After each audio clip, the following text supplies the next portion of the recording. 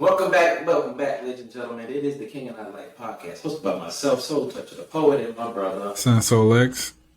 Check it out, ladies and gentlemen. Hey, you know what to do. Hit us up on whatever podcast platform that you subscribe to. Soul X, you can tell them a little something else. Man, you guys can reach us on Facebook, Twitter, Instagram, YouTube, and please hit the like, share, and subscribe, man. We need that. Please do that for us. You guys can also reach us at KINGANDEYE369 Again, that's KingandI369 If you have a topic that you want us to chop it up, meaning discuss it, if you want to come on the show and we all discuss it, do that. So just shoot us that email, and we're looking forward to having you on the show or hearing from you. Yes, indeed. But jumping back into the conversation,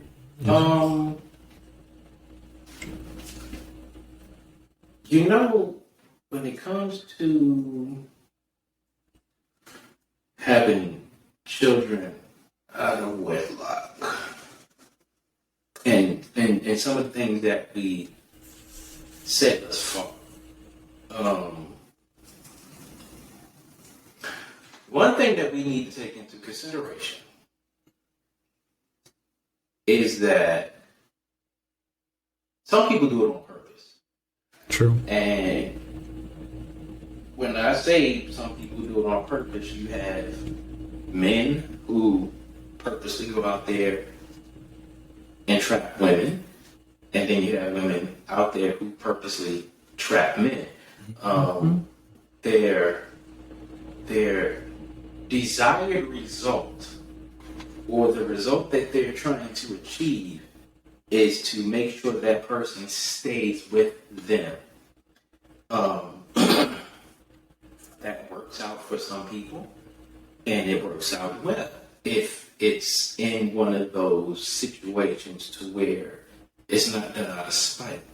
Then you have those situations where it's done out of spite, where it just doesn't work out that well, and all parties involved suffer, mainly the child. True. So before we jump off of the generations thing, we do have to understand that sometimes, even if you do have that conversation with your child, or one person is out there acting responsible, there is also an irresponsible and immature aspect to some of these situations, to where that happens. And it's unfortunate because this keeps that cycle of children being out of wedlock going. Yeah. I mean, when you have certain individuals who are evidently planning to have a child without, consulting their mate at the time, that is a very vicious plan of action, as they say, because you're forcing someone to be in a situation with you that they have truly no intentions of doing. Love is love. I get that. But when you're doing it maybe from financial gains or a control gain, that's definitely not acceptable. You are basically altering the course of someone else's life to fit into your own vicious plan. But some people, they just don't see it like that. They take it as, this is what I want, and I don't give a damn what I have to do in order to get there to it, Yep. Yep. And that is very, very, very unfortunate. That it is. I was listening to one story and I don't know how true it was. I never ran it down, or I didn't run it down, but they're saying that this billionaire had sex with uh, some female. You know, he had invited over, and you know they did their thing. He wore a condom. He threw the condom in the trash, but the damn maid retrieved the condom from the trash and inserted his seed into herself. She became pregnant and sued the damn billionaire for child support and won. Again, I didn't run it down, you know, to see how authentic it was, but if something like that truly did happen, that's some crazy shit right there, man. That's crazy.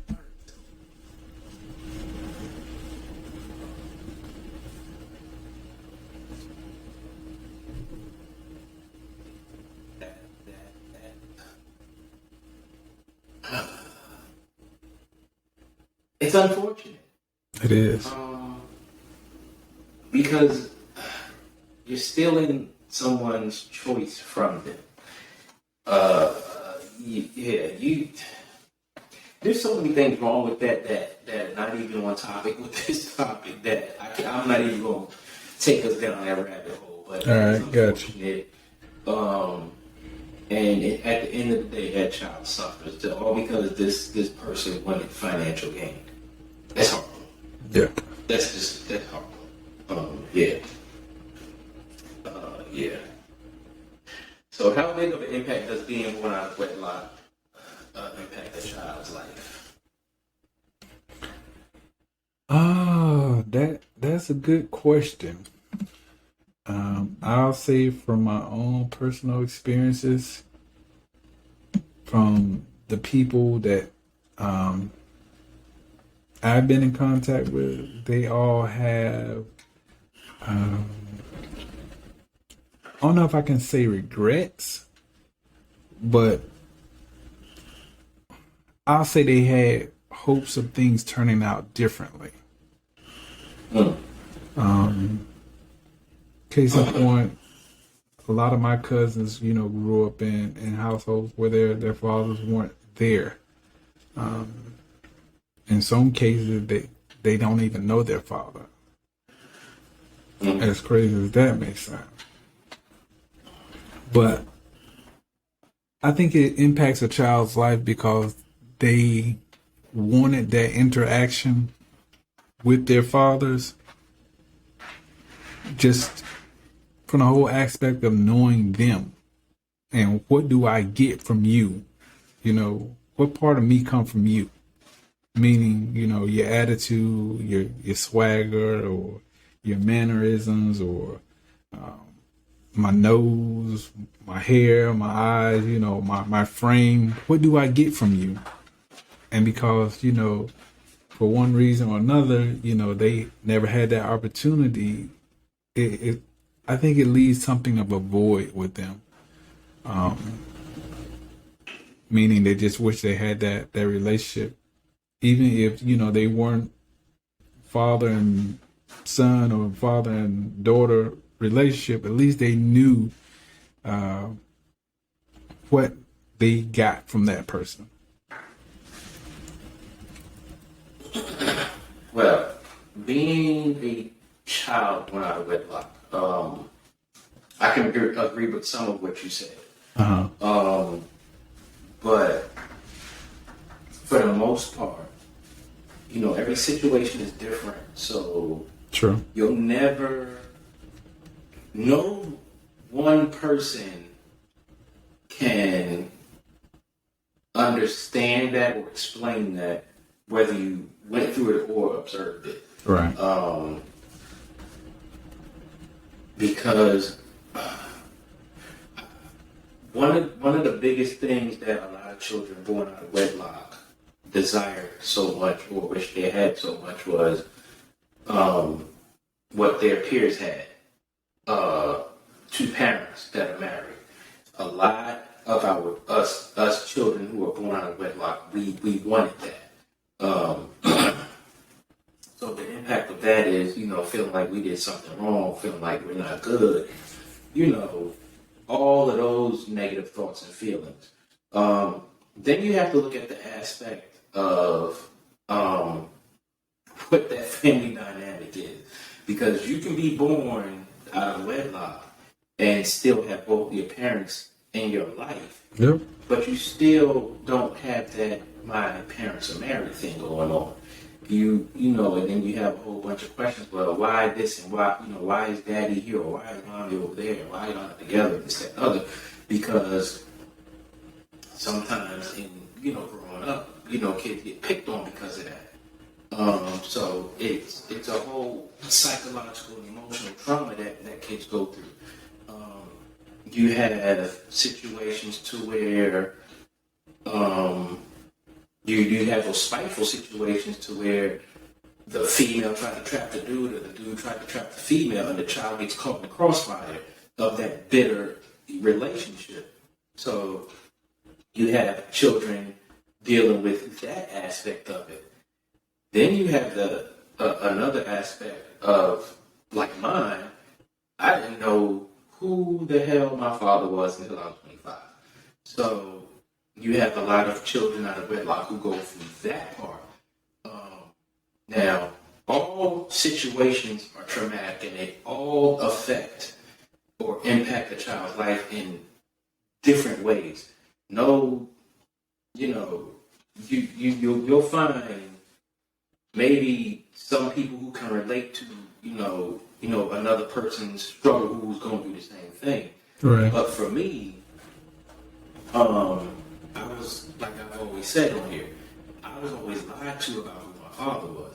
So when I found out the lie, it was devastating and heartbreaking. It made me bitter. It made me angry. It made me, feel a whole bunch of things. It made me direct my anger towards people who had nothing to do with it. Or, it had me wanting to direct my anger towards one person when there's two people involved in that, bringing me into this, on this earth. Right. And then it also made me bitter towards everyone around who knew and didn't tell me. And that's one of those things, as I started getting older, I said, when I have kids, I'm going to be married. So it sometimes gives us that savior mentality, or I'm gonna be the one to break the curse mentality. When in all actuality, if you're not raised and taught these things, you don't know how to go into it. So when my first child was conceived, we already said we're going to get married. She so happens to get pregnant beforehand, but I said, hey, we get married. My child's going to know me. We going to do this. We not going to do that dumb shit. Right. But children who were born out of wedlock, who grew up in the same situation as me, and we're not taught and talked to about these things, we don't necessarily go into it the correct way. And although we have good intentions, sometimes we fall flat on our ass and that shit fails. Oh, definitely. I have seen situations where, although the parents weren't together, the father always wanted to be in the child's life. I'll say one situation in particular where, although he knew he couldn't be, with the child's mother, he still wanted to participate in his child's life. And because the mother, she had her feelings, that things didn't go the way she wanted them to, she was like, well, if you're not going to be in my life, you're not going to be in his life either. So even when he would try to come and visit and bring him clothes or, give him money or things like that, she just show her ass and, something that he was doing on his own, no matter what he did, wasn't going to be good enough. So basically, she went out of her way to make her son's father look bad in front of him. Mm-hmm. So in cases like that, it's crazy to me because they're only thinking about, them personally. They're not thinking about how that affects their child. And, even just the visual aspect of watching, your parents go through that, where one parent is, misbehaving on the other parent because, their secret wishes and desires weren't fulfilled. Right. But holding a grudge, the implications of, long-term effects of that right there alone, I don't think a lot of people stop and really think about that. Like, what is this doing to my child? Yeah. That's very unfortunate. Yep. Yeah, it's unfortunate because again, people take that out on at the end of the day, it's the child who suffers, and people just don't want to wrap their heads around it, or they're unable to wrap their heads around that. It's just unfortunate for the child, especially, yeah. That's another reason why people should avoid having children out of wedlock. If possible. But if the situation is good or whatever the case may be, then whatever, of course we can't tell people, how to conceive children because they gonna do what they gonna do. But just keep in mind that, your actions affect your children. Just that's the big thing about that. For sure. So, are single mothers still frowned upon for not being married with kids? You think? No. If anything, I would say they're more celebrated. Society today has this weird thing to where they praise and salute that as if it's some type of independence or female revolution or something like that. And I don't understand that. Our society has gotten so far away from the family concept for a lot of people that it doesn't matter if a woman is married or not. It may be frowned upon a woman in certain situations, as far as like work or something like that, because at the end of the day, you're a single mother with kids, and if you didn't prepare yourself and you're not in a good situation, then you struggle. If you're one of those bitter women that you spoke of, who don't want the man to see the child, don't want to meet the man to be a part of the child's life, and this, that, and the other. At the end of the day, that woman is unhappy, and that woman is going to suffer from whatever nonsense that she's doing. And if men are putting women through that, then, dude, you got to understand that,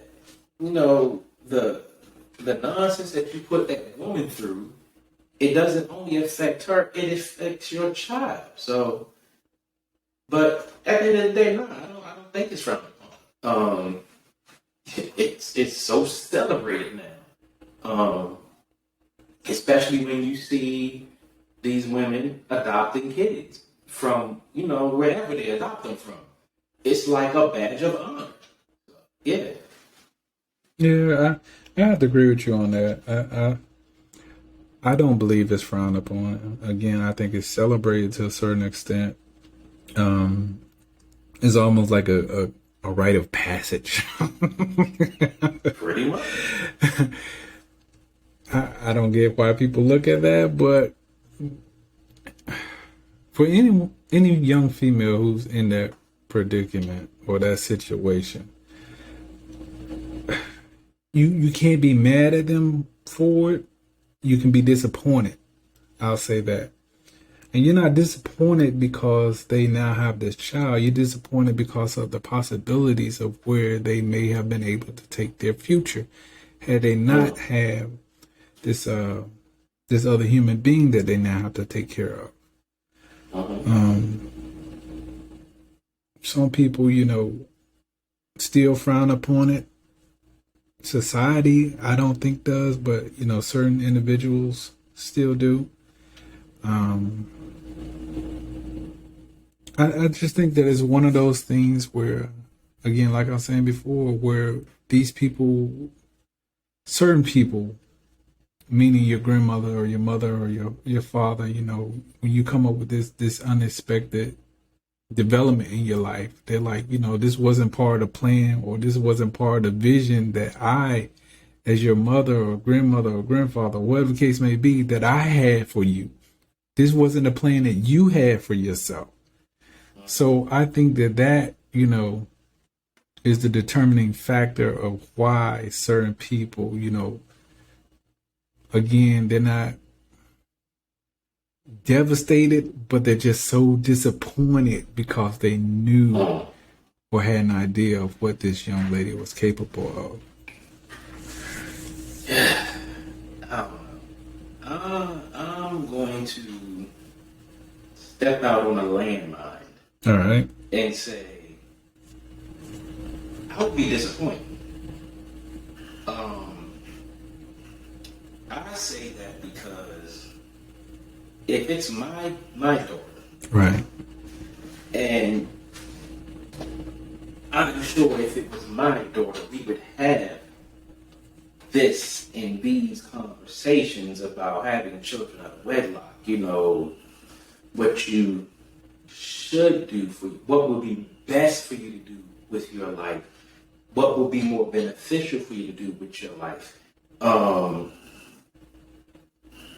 Whether she was born out of wedlock, I'll just use my stepdaughter as an example. Mm-hmm. If she was to get pregnant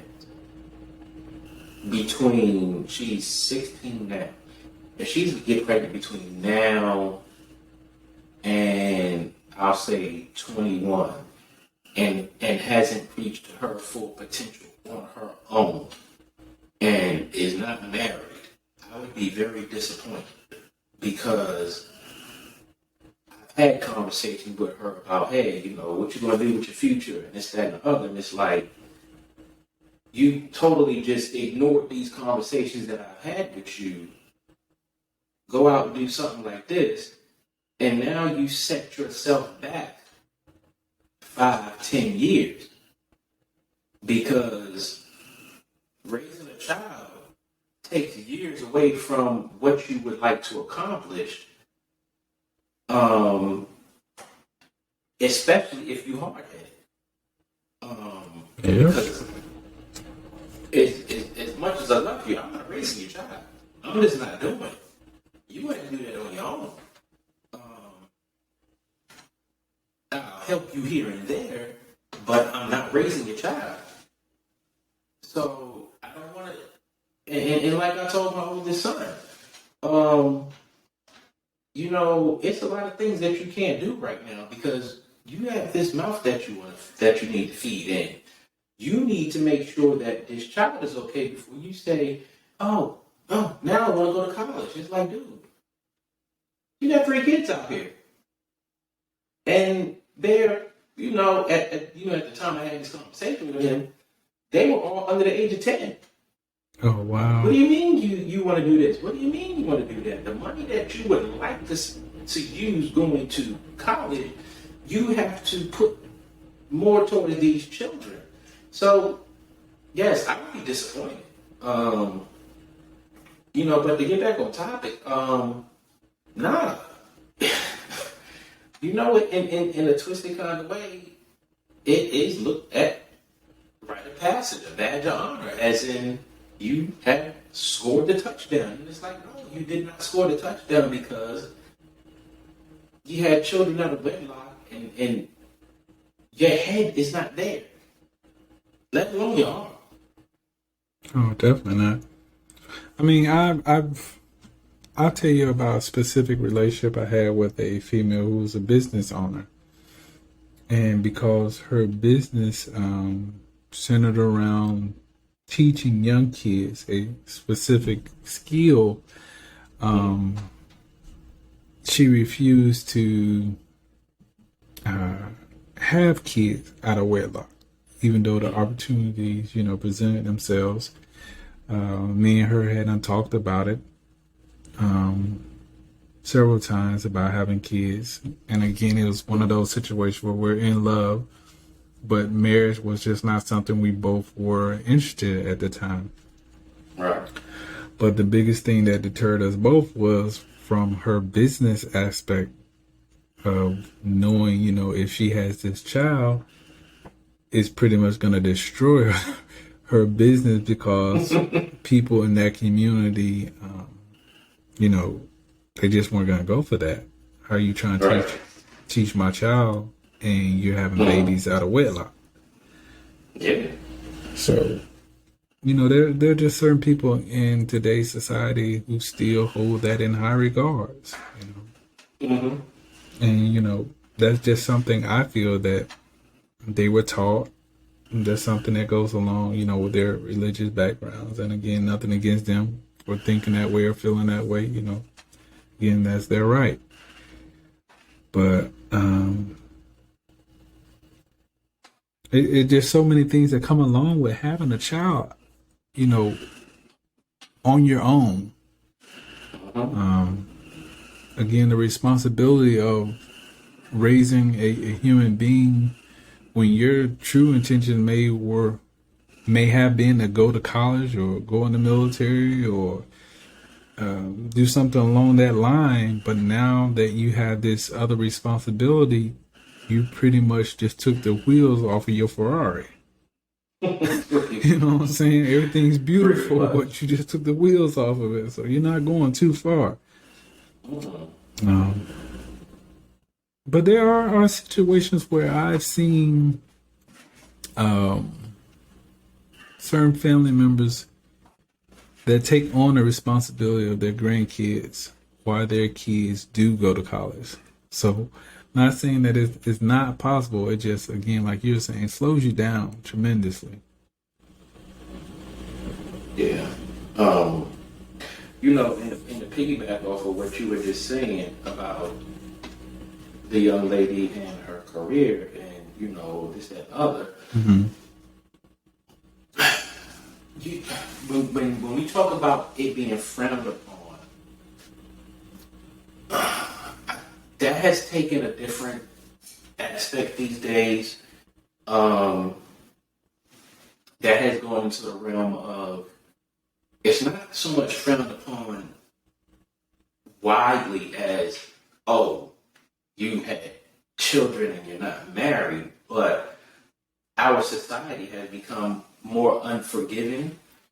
And, I know when I was growing up, it was that, do as I say, not as I do. Mm-hmm. But, now it's like, who the hell are you to tell me something when, you did this? Like, there's nothing you can tell me. Like, how you gonna teach me or talk to me about not having kids out of wedlock when you got 2-3 kids and you ain't never been married?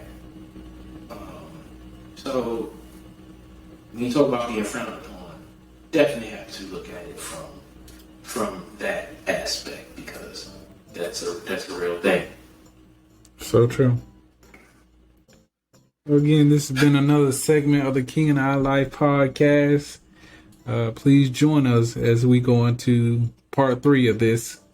And this is a great topic, I feel. Oh yeah. So, Yeah. We are talking about having having children out of wedlock and being your King and I Life podcast. So over here with my co-host sounds so Lex. and we will holler at y'all soon.